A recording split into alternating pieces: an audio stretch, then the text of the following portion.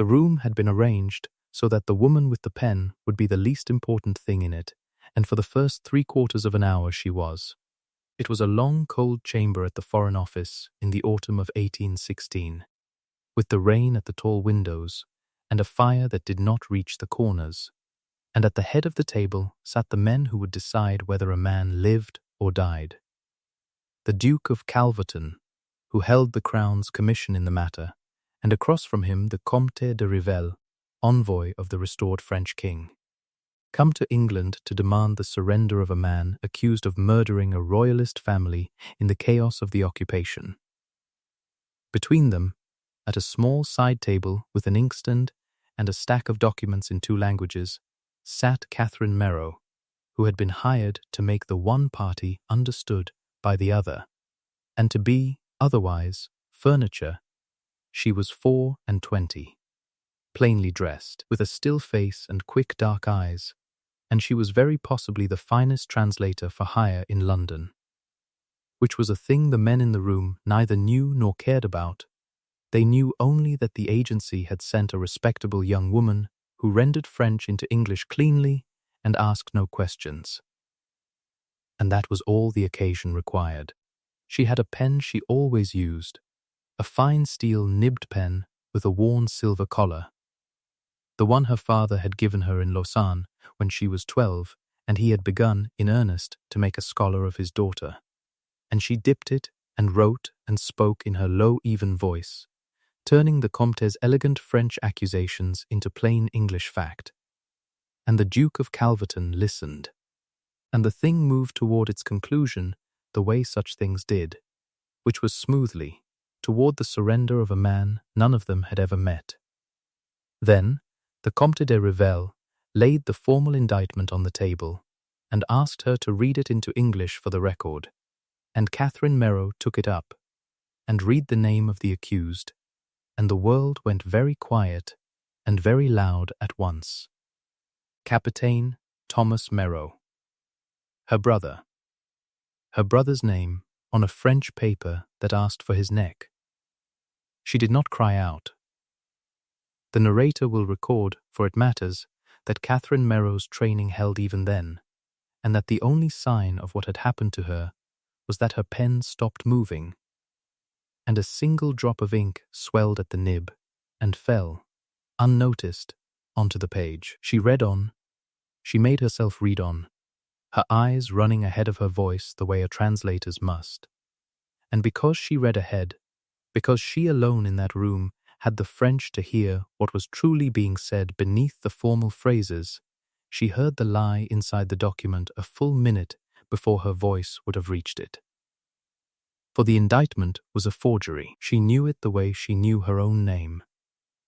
The independent magistrate's report, it claimed to be, was written in a French she had spent the week reading, the particular, idiosyncratic French of the Comte de Rivelle himself, his own turns of phrase, his own peculiar way with a subjunctive, sitting in a document that was supposed to have come from a magistrate in Lyon, who had never met him. One hand had written both, and the date it set for the murders was a date on which Catherine knew this in her body, because she had wept over the letter that told her her brother Thomas had been lying in a military hospital at Brussels with a shattered arm, 200 miles away.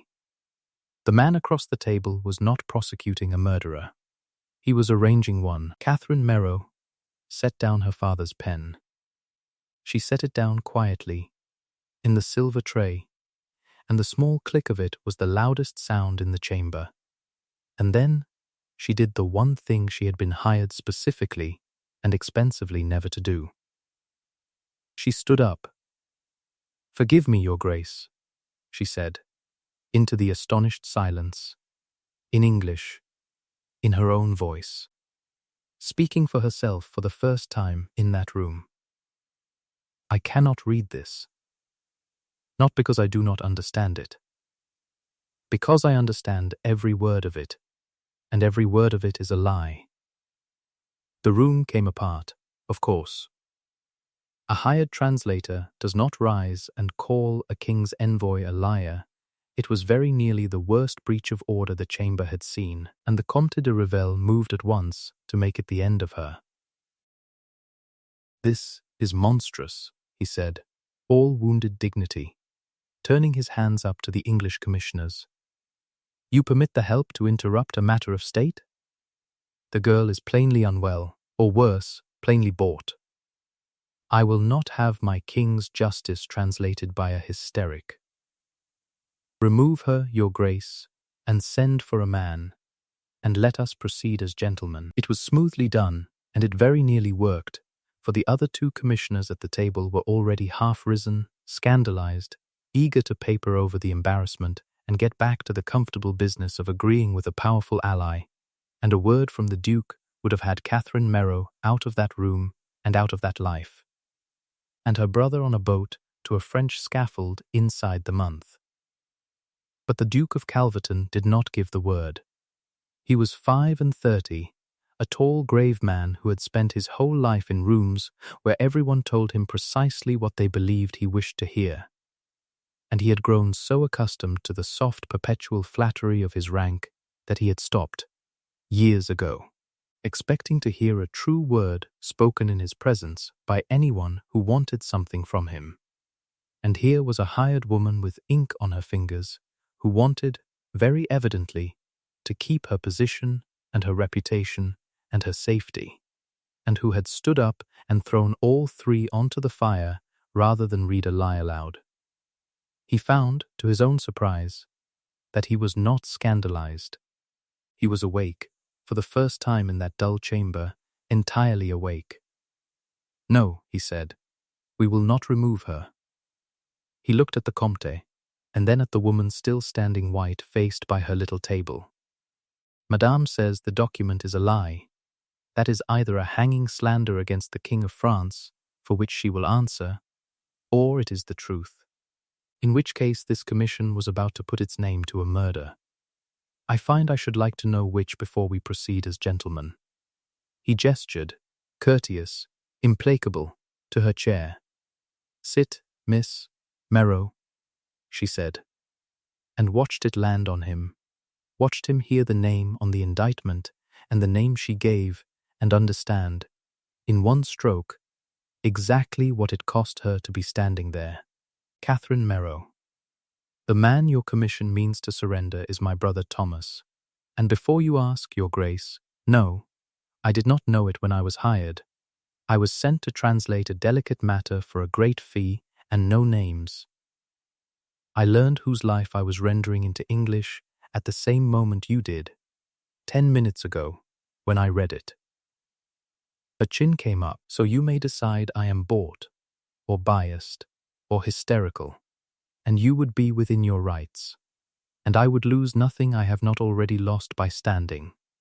But do not, I beg you, send me from this room to spare me, and do not apologize for the position I am in, and do not undertake to be gallant and handle it for me. I am the only person in this building who understands what was actually written on that page. You have the power to stop this, and no way to prove it. I have the proof, and no power at all. Neither of us can do this alone. So let me stay, your grace, and let me speak." The Duke of Calverton looked at her for a long moment, and something in his grave face changed, the way a frozen field changes at the first true sun. "Sit down, Miss Merrow," he said quietly, "and show me the lie." He cleared the room of all but his aide and a clerk to witness, over the Comte's furious objections, and adjourned the formal matter to the following day, and that evening Catherine Merrow spread the French documents across the long table in the Duke's own library, and showed him how a man could be murdered with a pen. She was, he discovered, formidable.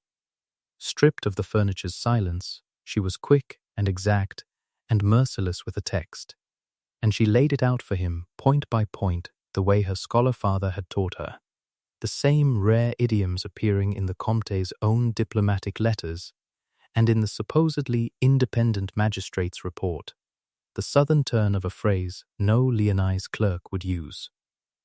The subjunctive bent the particular wrong way that was the Comte's signature and no one else's. One hand wrote both. She said, "A man does not forge his own voice out of a borrowed document. He cannot hear it. I can. It is the whole of what I am for."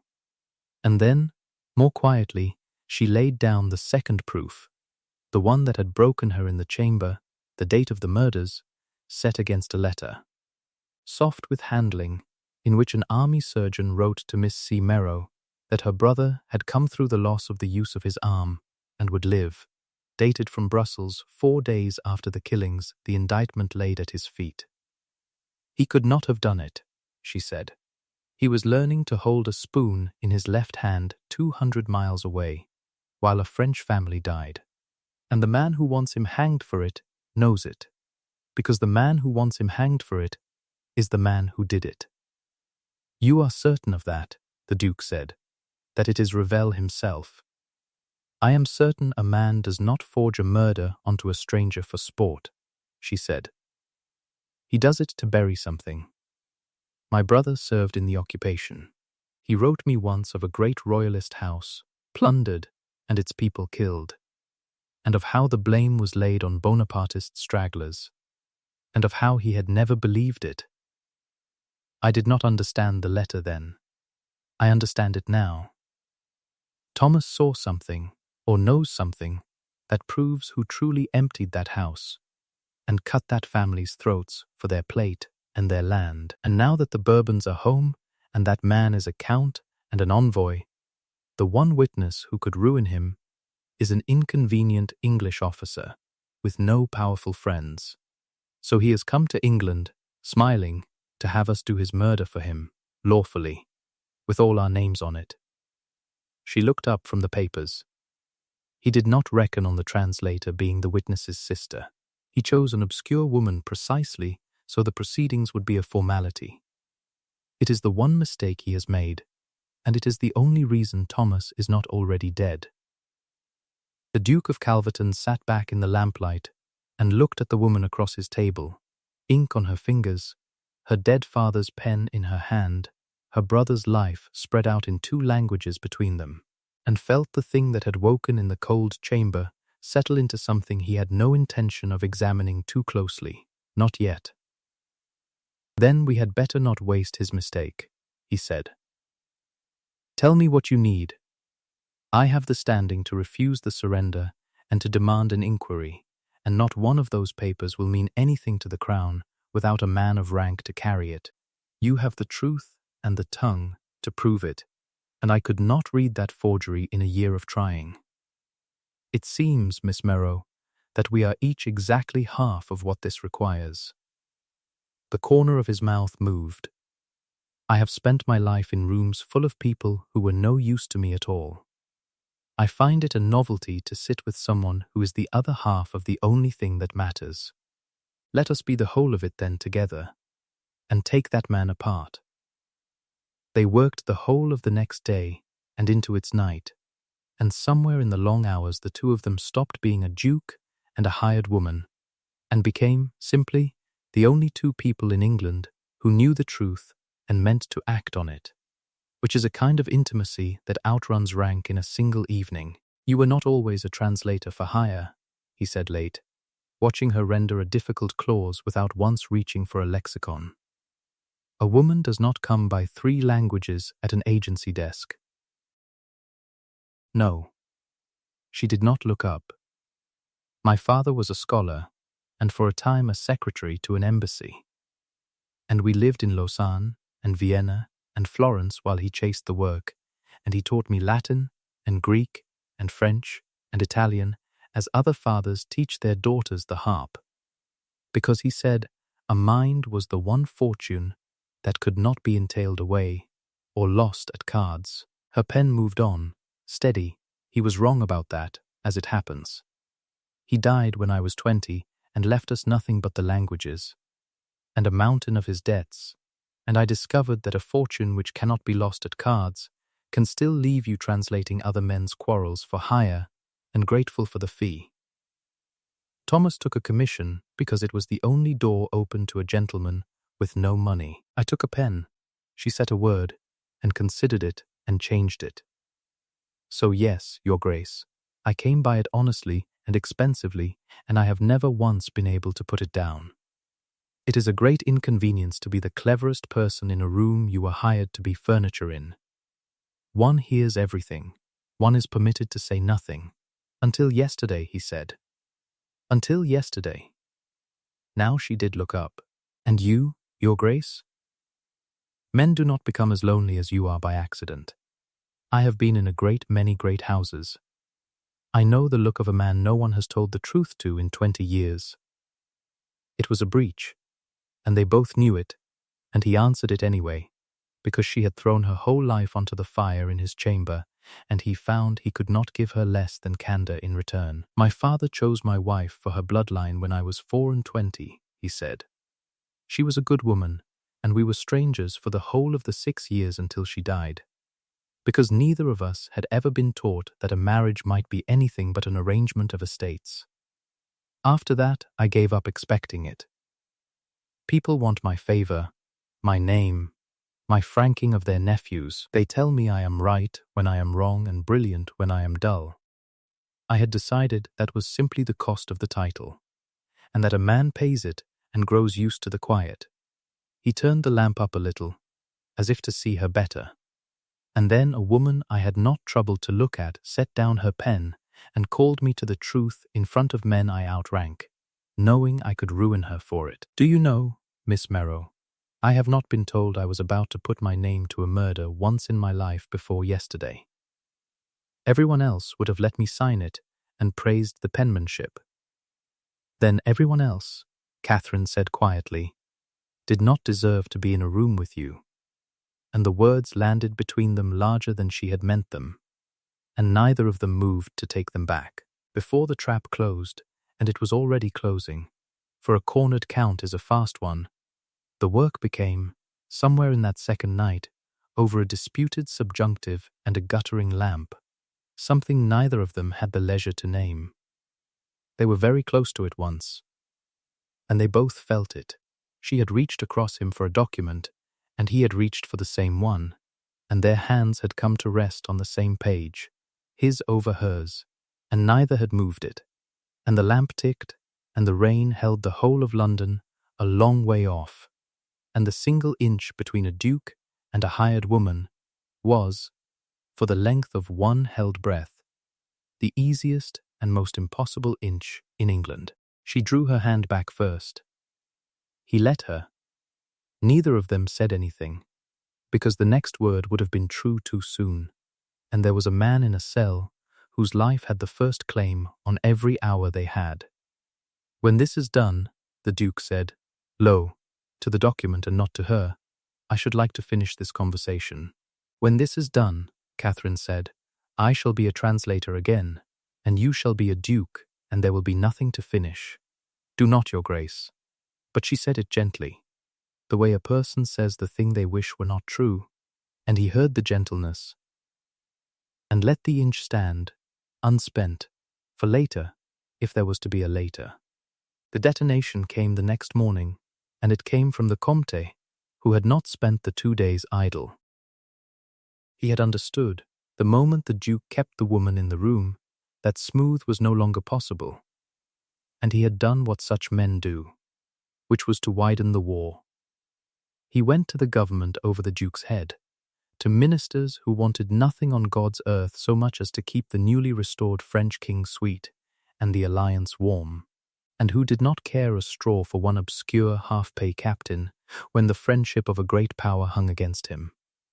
And to them the Comte told a different story, that the Duke of Calverton had been seduced from his duty and his judgment by a scheming, possibly seditious young woman, the very sister of the accused, who had wormed into the commission under a false pretense of neutral hire, that the woman was likely a Bonapartist agent herself, that the honor of England required the surrender to proceed at once, and the Duke to be quietly relieved of a commission his infatuation had compromised. It very nearly carried. By that evening the Duke had a cold letter from the minister. By that evening it was understood that the surrender would be signed in the morning, whether Calverton lent his name or not, and that if he made a scandal of it, he would make it alone. against his own government, over a woman the whole of Whitehall was now being told was his mistress and his dupe. And Catherine, they came for Catherine too. A note reached her lodging that the alien office had questions for a young woman of foreign upbringing and uncertain loyalties, and she understood that the Comte meant to have her shut away on suspicion until the boat carrying her brother had sailed. The cost fell on both of them, exactly as such things do when two people stand together against a powerful man. He moved to ruin the Duke's name and the woman's freedom in a single stroke, and to do it before the morning, so that the truth would arrive, as it so often does, one tide too late. It did not arrive too late, because Catherine Merrow did not run, and the Duke of Calverton did not flinch, and between the two of them, they had precisely the two things the Comte de Revel had spent his whole clever scheme failing to account for. She did not go to her lodging to be taken. She went to the Duke's house, in the dark, and rain, and laid it before him plainly, the note, the closing trap, the morning's surrender, and she said, "He will have me in a cell, and Thomas on a boat by noon. Your name is already half gone. If you fight this in the open tomorrow, you fight your own government for a stranger, and you may lose everything and save no one. I will not ask you to. You have done more than any man of your rank was ever going to. Sign nothing, and stand aside, and let me try what I can with the truth and no power." "And, Miss Merrow," the Duke said, "Catherine, stop telling me how to spend my own name. It is the one thing in this business that is entirely mine to spend." He was already moving, already calling for his coat and his carriage and the clerk who had witnessed the documents. "You told me 2 nights ago that we were each half of this. You do not get to take your half and go to a cell with it and leave me the easier portion. We will be in that chamber in the morning, both of us, and we will do the thing we are each made for, and the Comte de Revel will discover what every man like him discovers too late, that the quiet person taking the notes was listening the entire time." He looked at her, and there was nothing grave or distant left in his face at all. "I have been waiting my whole life for one person to tell me the truth. I do not intend to let the King of France's errand boy take her to a cell the week after I found her. Now, show me again the place where his French betrays him. Tomorrow you are going to read it to the whole commission, and I am going to make them listen." They came to the cold chamber in the morning, the commission assembled, the surrender drawn up for signing, the Comte de Revel at his ease, and the minister's man present to see the thing done. And the Comte made his last move, rising to demand that the proceedings be cleansed of the seditious woman before a single further word, certain he had built his machine too well to fail. It was Catherine Merrow who undid him, and she did it with her father's pen and her own 2 languages, standing where she had been hired to be invisible. She asked the commission's leave to read 2 passages aloud, and the Duke of Calverton, in the full weight of his rank, granted it over every objection, and she read, first, a sentence from one of the Comte's own diplomatic letters, in his elegant peculiar French, with its southern idiom and its bent subjunctive, and she rendered it into English so the room could follow. Then, a sentence from the independent magistrate's indictment that was to send her brother to his death. The same idiom, the same bent subjunctive, the same hand wearing a stranger's name. And she read it in French first, slowly, so that the one other person present who knew the language went still, and then in English, and laid the 2 papers side by side on the table before the commissioner's own eyes. "One man wrote both of these," she said, in her low carrying voice. "No longer furniture, no longer invisible. The truth filling the cold chamber to its unwarmed corners. A magistrate in Lyon and the Comte de Revel do not share a tongue by accident, gentlemen. A man cannot forge his own voice. He does not know he has one." And he wrote into his forgery a date, Here, on which the man he accuses was provably in an English military hospital at Brussels, learning to live without the use of his arm, which I can prove with the army's own surgeon's letter. Because that man is my brother, and I have kept every word anyone ever sent me about him. She turned, at last, to the Comte de Revel, and her voice did not rise, because it did not need to. You did not choose an obscure woman to translate your murder, Monsieur le Comte. You chose the one person in England who could hear you lying in 2 languages at once. I have been listening to you for a week. You should never have asked me to repeat the words. I understood every one. The Comte de Revel did not break easily. Men do not climb from a battlefield to an embassy by breaking. He reached for the last weapon left him, and turned it, with a serpent's quickness, upon the proof itself. And who, he said, smiling still, spreading his hands to the commissioners, produced these convenient letters of mine? She did, a woman of foreign upbringing, the sister of the accused, who has had my correspondence in her own hands for a week. If one hand wrote both papers, gentlemen, look to the hand that holds them now. She has forged my voice into a magistrate's report to save her brother's neck, and you would take the word of a hired translator over a king's envoy? I say she wrote them both. It was well done, and a lesser woman would have faltered, and Catherine Merrow did not. You may say so, she answered, and there is one way to settle it, which a man confident of his innocence will welcome. She turned to the commissioners. I have rendered the Comte's letters for this commission all week. My translations are in your own clerk's keeping, witnessed and dated before this morning, before I ever knew my brother's name was in this business. Send to France for the Comte's dispatches as they were received at his own embassy, in his own sealed hand, and set them beside the indictment. And let any man here who reads French, or any honest scholar you care to summon, who has never met me, judge whether the same pen wrote both. I will stake my life on the comparison. I have already staked everything else. She laid her father's pen down on the 2 papers, quietly, the small click of it filling the room. A forger, Monsieur le Comte, begs you not to compare the documents. I am begging you to. Consider which of us that ought to tell you.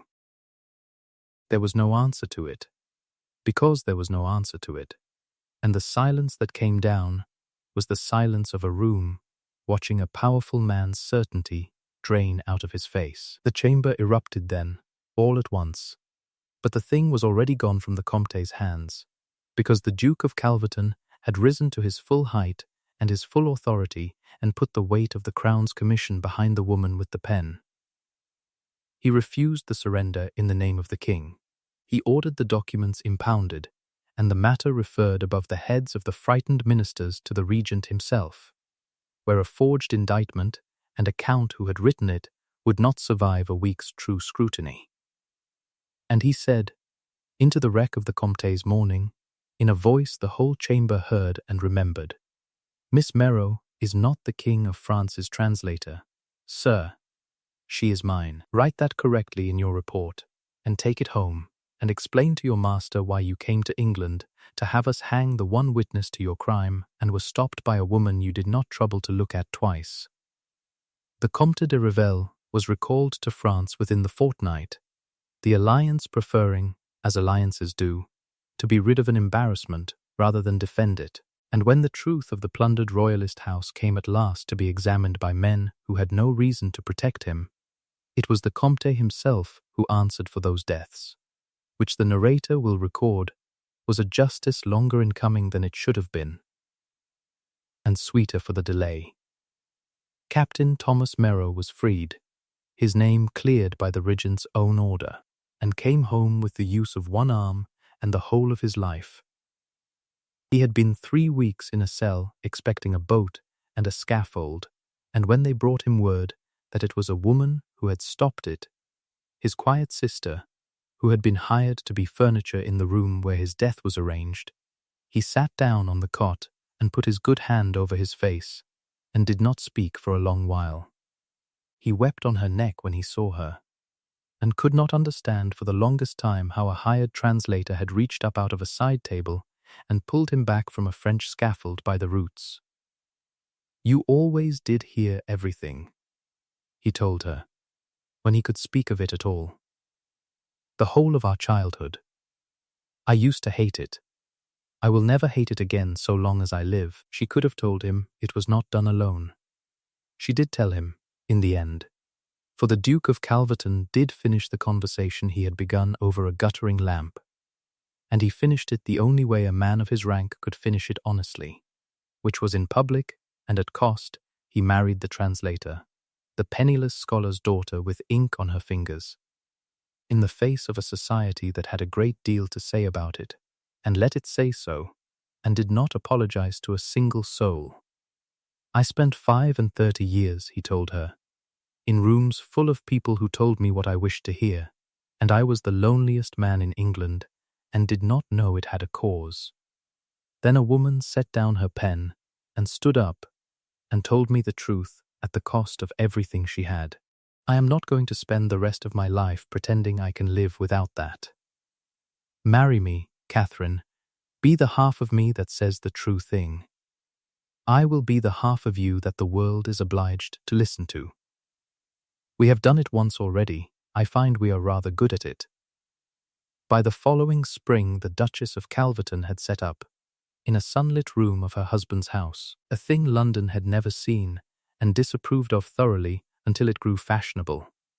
A working study where the wife of a duke translated, openly and under her own name, the letters and treaties and testimonies that the great business of the age threw up in a dozen tongues, for she would not give it up, and he would not have asked her to, having married her precisely for the thing the world thought a duchess ought to put away. On the desk in that sunlit room, in a small silver tray, lay her father's pen, the fine steel-nibbed pen he had given a girl of 12 in Lausanne, the pen she had set down in a cold chamber on the morning she stopped being invisible, the pen she now took up each day to set her own name and her own true words to paper in the languages he had taught her. She had laid it down, once, to save a life.